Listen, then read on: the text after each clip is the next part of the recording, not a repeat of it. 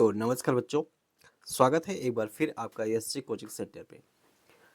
बच्चों, अटल आवासीय विद्यालय प्रवेश परीक्षा कक्षा 9 की जितने बच्चे तैयारी कर रहे हैं उनके लिए बच्चों मैंने अपने इस चैनल पे, ठीक है, कौन कौन से चैप्टर करा दिए हैं। ठीक है, देखिए, पहला चैप्टर है रेशनल नंबर परिमेय संख्या। ठीक है, दूसरा है वर्ग और वर्गमूल, इस चैप्टर को करा दिया है।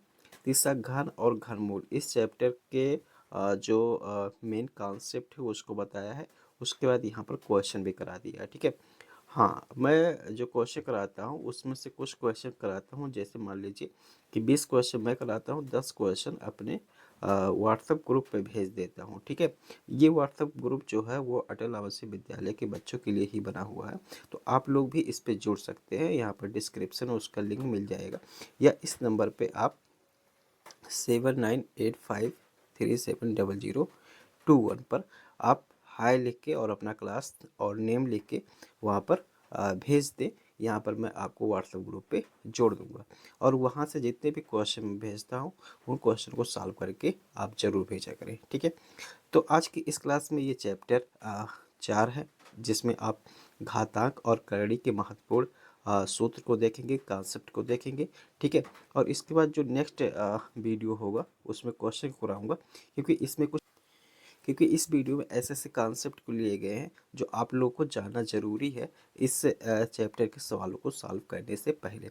अगर ये वीडियो आप देख लेते हैं, जो भी हमने इसमें कॉन्सेप्ट बताए हैं, अगर इसको आप देख लेते हैं, समझ लेते हैं, ठीक है, अच्छे से, और अपने कॉपी पे नोट कर लेंगे, ठीक है, तो मैं कहता हूँ कि इसमें से इस कॉन्सेप्ट से रिलेटेड अगर कोई भी प्रश्न आएगा तो आपका छूटेगा नहीं, गारंटी है इसकी। ठीक है, तो आप लोग ज़रूर अपने कॉपी पे नोट करें। ठीक है, हाँ, जिसको ये नोट्स चाहिए, जिसको ये नोट्स चाहिए और ऐसे ही और भी नोट्स हर एक चैप्टर के, वो हमसे संपर्क कर सकता है। ठीक है, वो हमसे संपर्क कर सकता है, ये नोट्स आपको मिल सकता है। ठीक है, तो वो मैं बताऊँगा कैसे मिल सकता है। आप इस पर संपर्क कर सकते हैं, व्हाट्सअप करेंगे मेरे नंबर पर। ठीक है, 7985370021 पर। ठीक है, ऐसे ही प्रत्येक चैप्टर का, साइंस का, मैथ का, जितने भी आप लोग का सिलेबस है, जितने भी नोट्स मेरे द्वारा तैयार किया जाएगा, वो सब आपको मिल सकता है। ठीक है, तो आप इस नंबर पर संपर्क कर सकते हैं। ठीक है, तो चले, यदि आप नहीं ये नोट्स लेना चाहते तो यहाँ पर आपको पूरा पूरा वही सब सारी चीज़ें बताई जा रही है, आप लोग अपने कॉपी पे नोट कर लें। ठीक है, तो देखिए यहाँ पर, देखिए, सबसे पहले यहाँ पर है घातांक क्यों जरूरी है। ठीक है, घातांक क्यों जरूरी, क्योंकि देखो, बहुत बड़ी बड़ी संख्याओं को आसानी से पढ़ने और लिखने के लिए घातांक की जरूरत पड़ी। जैसे पृथ्वी का द्रव्यमान, आप देखो, पृथ्वी का द्रव्यमान इतना किलोग्राम है। ठीक है, इतना किलोग्राम है। अब आपको इतनी बड़ी संख्या पढ़ना हो तो कैसे पढ़ेंगे, बहुत मुश्किल हो जाएगी।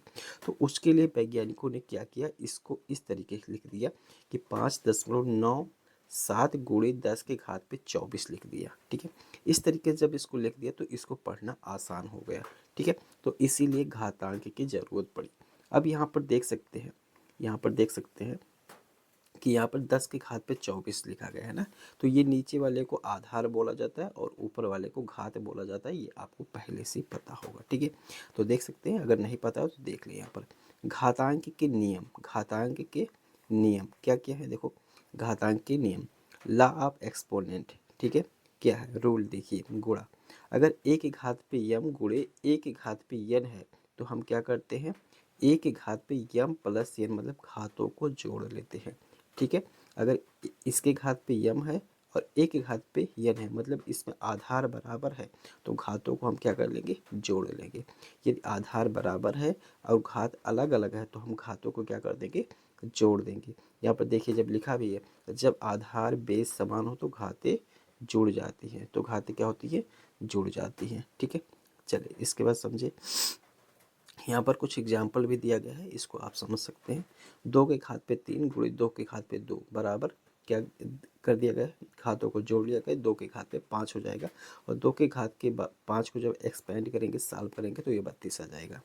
और रूल नंबर 2 देखिए, 1 के घात पे यम बटे 1 के घात पे यन है। ठीक है, तो यहाँ भी आधार बराबर है और ये बटे में है, तो ये क्या हो जाएगा, ये ऊपर चला जाएगा, ये घात क्या होगा, ऊपर चला जाएगा, और क्या होगा, आधार वही रहेगा और घातें घट जाएगी, आधार वही रहेगा और घातें घट जाएंगे। यहाँ पर देख लीजिए दिया गया है 3 की घात पे 7 गुणे और 3 की घात पे 7 बटे 3 की घात पे 4, तो इसको घटा दिया गया है, तो यहाँ पर ये आ गया। ठीक है, चलिए घातांक के नियम भाग 2। ठीक है, यहाँ पर देखिए रूल 3, घात की घात पावर ऑफ पावर। जब घात के ऊपर घात होता है, जैसे एक की घात पे यम है और उसके घात पे यन है, तो क्या होगा, घातों का गुणा हो जाएगा। क्या होगा, घातों का गुणा हो जाएगा। ठीक है, यहाँ पर ये नियम है। रूल 4 देखिए, ए के घात पे 0 बराबर 1, जहाँ ए डज नॉट इक्वल टू 0। ठीक है, ए के घात पे 0, किसी भी संख्या के घात पे 0 होगा तो उसकी वैल्यू 1 ही आएगी, लेकिन कंडीशन ये है कि वो संख्या 0 नहीं होनी चाहिए। जैसे 0 के घात पे 0 नहीं होना चाहिए। ठीक है, बाकी कोई भी संख्या रहेगा या कोई यहाँ पर लेटर रहेगा उसके घात पे 0 है तो उसकी वैल्यू क्या हो जाती है, 1 हो जाती है। ठीक है, चलिए ये महत्वपूर्ण है। ठीक है, इसके बाद रूल 5 देखिए। रूल 5, ऋणात्मक घात। ठीक है, ऋणात्मक घात अगर ए के घात पे ऐसे माइनस यम है, ठीक है, तो उसको 1/a के घात पे यम हम लिखेंगे। ठीक है, ये रूल 5 है। ठीक है, ये रूल 5 है। तो देख सकते हैं यहाँ पर क्या दिया गया है, इसको समझो। अगर पावर माइनस में है तो भिन्न को पलट दो, ये ट्रिक बताया गया है।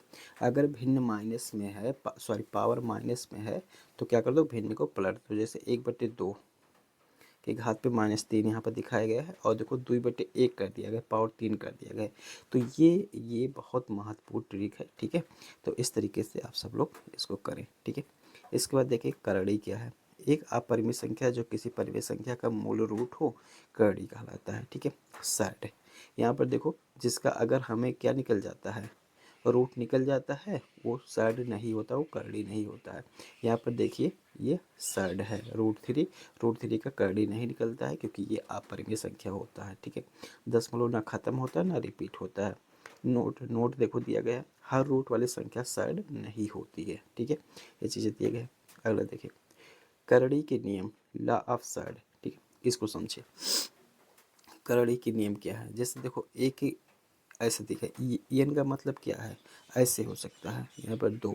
ठीक है, ये वर्गमूल का साइन है और ये घनमूल का साइन है यहाँ पर। ठीक है, ऐसे अगर मान लीजिए कोई संख्या यहाँ पर दी गई है, जैसे ये 9 दिया गया है। ठीक है, 9 दिया गया और यहाँ पर ऐसे घनमूल का साइन लगाया गया, तो इसका मतलब क्या होता है, 9 की घात पे 1/3 होता है।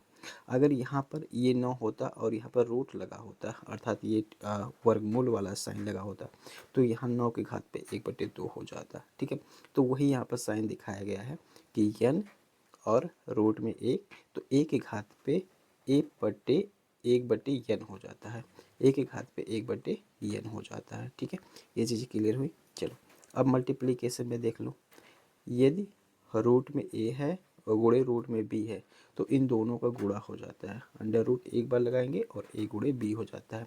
जैसे यहाँ एग्जाम्पल पे देखो दिया गया है, √2 गुणे √3 बराबर, दोनों का गुणा हो गया, कितना हो गया, √6 हो गया। जैसे इस घर पे रूट लगा है, इस घर पे रूट लगा है, तो दोनों पे रूट लग जाएगा। ठीक है, दोनों पे क्या होगा, रूट लग जाएगा।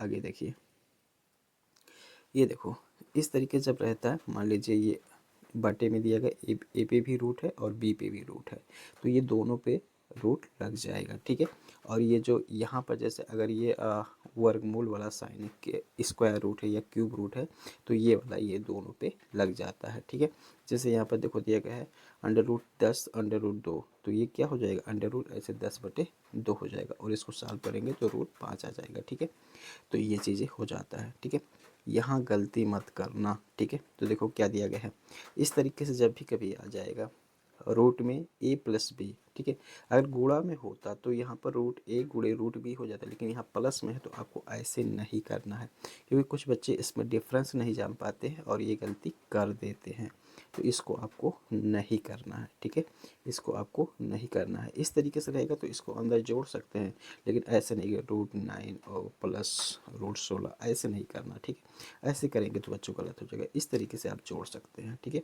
ये देखिए यहाँ पर रॉन्ग दे दिया भी है कि ये गलत तरीका है। ठीक है, ये सही तरीका है, इस तरीके से।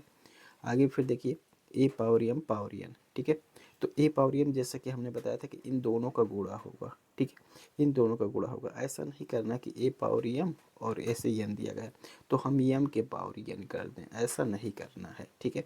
ऐसा करेंगे तो गलत हो जाएगा। जैसे देखो 2 के घात पे 3 और घात पे 2 दिया गया है तो 2 के घात पे 6 हो गया, लेकिन 2 के घात पे यहाँ पर अगर इन 3 के घात पे 2 करेंगे तो यहाँ 9 हो जाएगा, फिर ये गलत आने लगेगा, तो ये अलग है, ठीक है। तो इस चीज़ को ध्यान रखिएगा थोड़ा सा। मानक रूप देख लीजिए, ये मानक रूप पूछा जाता है, ठीक है। के गुणे 10 के घात पे n, और जो के होता है 1 से बड़ा या बराबर होता है और 10 से छोटा होता है। समझिए इसको, जैसे देखो ये एक संख्या दी गई है, ये एक संख्या दी गई है। अब इसको लिखा कैसे गया, 1.5 गुणे 10 के घात पे 11, 1.5 गुणे 10 के घात पे 11 लिखा गया। तो ये वाली संख्या जो होती है, ये वाली संख्या वो हमेशा 1 और 10 के बीच होता है, ठीक है, 1 और 10 के बीच होता है। देखो स्मॉल नंबर, ये एक संख्या दी गई है 0.5 बार 0 लिखा गया 7 मीटर, तो ये कितना हो गया 7.0 गुणे 10 के घात पे 6। ये समझिए कब माइनस लगता है घात पे, कब माइनस लगता है, कब प्लस लगता है, यहाँ पर देखिए दिया गया है, यहाँ पर देखिए बताया गया है। दशमलव बाईं ओर, जब दशमलव बाईं ओर जाता है, ठीक है, जब दशमलव बाईं ओर जाता है, दशमलव बाईं ओर घात क्या लगेगा, पॉजिटिव। देखो इसमें क्या कह रहा है कि बाईं ओर, ठीक है, देखो ये इधर से राइट से जब बाईं ओर जाएगा, ठीक है, ये बाईं ओर जब जाएगा, ठीक है, तो यहाँ पर घात कितना लगेगा, प्लस में लगेगा, पॉजिटिव लगेगा। और जब फिर के दशमलव दाईं ओर, जब दशमलव दाईं ओर जाएगा, जैसे यहाँ पर देखो दशमलव था, जब इधर गया तो जितना अंक इधर जाएगा उतने के घात पे उतना माइनस लग जाएगा, ठीक है। जैसे देखो 1 2 3 4 5 6, 6 अंक इधर गया था तो 10 के घात पे -6 लग गया, ठीक है। तो इस तरीके से जब होगा तो यहाँ पर नेगेटिव लग जाएगा, और जब इधर जाएगा लेफ्ट साइड में तो वो प्लस लग जाएगा घात, ठीक है। तो ये चीज़ें क्लियर हुई होंगी। अब देखिए यहाँ पर कौन सा बड़ा है, कौन सा बड़ा है, इसको समझिए। जैसे देखो यहाँ पर क्यूब रूट 3 दिया गया है और यहाँ पर रूट 2 दिया गया है, मतलब स्क्वायर रूट 2 है, ठीक है। तो आपको क्या करना है, देखो यहाँ पर देखो क्या करना है। सबसे पहले क्या कर लो, पावर का एलसीएम ले लो। तो पावर का एलसीएम ले लेंगे तो कितना आ जाएगा, 6 आ जाएगा, ठीक है। तो यहाँ पर देखो 3 के घात पे 1/3 और 2 के घात पे कितना है 1/2, तो इसका जब एलसीएम लेंगे तो 6 आ जाएगा। तो इसको कितना हो जाएगा, यहाँ पर 2/6 हो जाएगा और इस 2 के घात पे 3/6 हो जाएगा।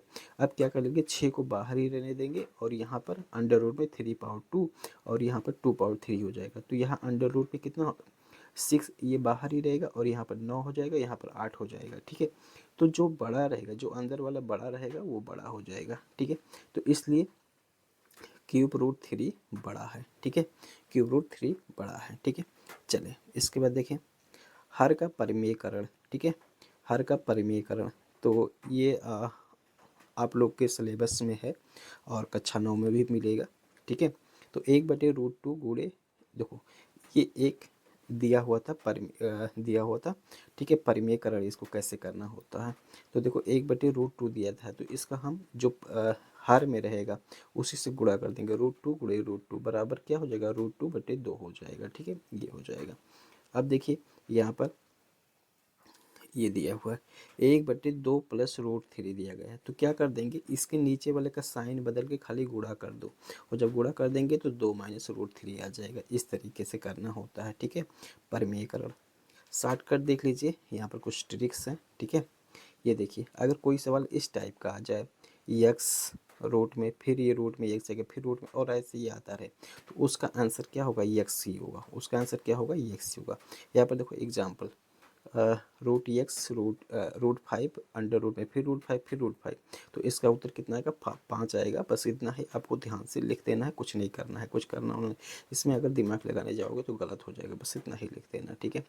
ये देखो दूसरा टाइप का क्या हो जाएगा, √x plus √x plus √x, इस तरीके से जब आएगा तो क्या कर लेना है, ये जो अंदर रहेगा इसका ऐसा गुणनखंड करना है, ऐसा फैक्टर करना है कि उन दोनों का अंतर 1 आ जाए। जैसे देखो यहाँ पर कोई संख्या है 12, ठीक है, तो 12 का ऐसा फैक्टर करें जैसे 4 गुणे 3 तो 1 आ गया ना, तो यहाँ पर क्या होगा, जो बड़ी संख्या होगा वही उत्तर हो जाएगा, वही क्या हो जाएगा, वही उत्तर हो जाएगा। तो इस तरीके से करना था।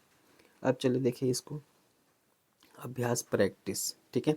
अभ्यास प्रैक्टिस, ये देखो इस प्रकार से प्रश्न आएगा तो आप कंफ्यूज हो सकते हो थोड़ा, तो इसको ध्यान दीजिए।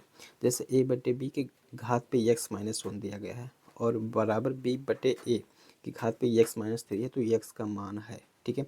तो क्या हो जाएगा, देखो यहाँ पर बी बटे ए बराबर क्या हो जाएगा, ए बटे B power minus one. B बटे ए बराबर क्या होता है, ए बटे बी पावर माइनस वन। अगर कहीं इस तरीके से लिखा है ए बटे बी पावर माइनस वन, तो आप क्या कर सकते हो, बी बटे ए इसको लिख सकते हो। तो यही रूल को यहाँ पर किया गया है। तो देखो क्या गया, ए बटे बी के घात पे एक्स माइनस वन, ये तो लिखा गया है। इसके बाद देखो इसको क्या किया गया है, इसको क्या किया गया है, इसको ए बटे बी के घात पे माइनस वन लिख दिया गया है। यहाँ पर देखो ध्यान से, और ये जैसे एक्स माइनस थ्री घात पे था तो इसको ऐसे ही रखा गया है।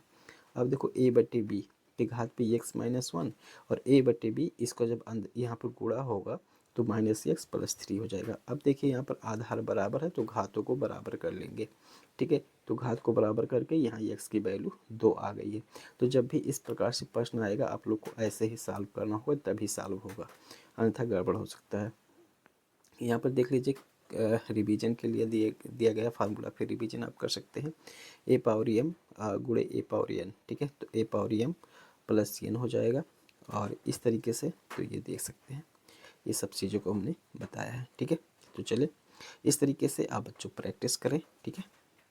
अब आपको ये फार्मूला हमने दे दिया गया, इस तरीके से आप अपने कॉपी पे नोट कर सकते हैं, या ये पीडीएफ आप लेने के लिए आप मुझसे संपर्क कर सकते हैं, ठीक है। चलिए मिलता हूँ किसी दूसरे वीडियो में इसके प्रैक्टिस क्वेश्चन को लेकर, ठीक है। चलिए।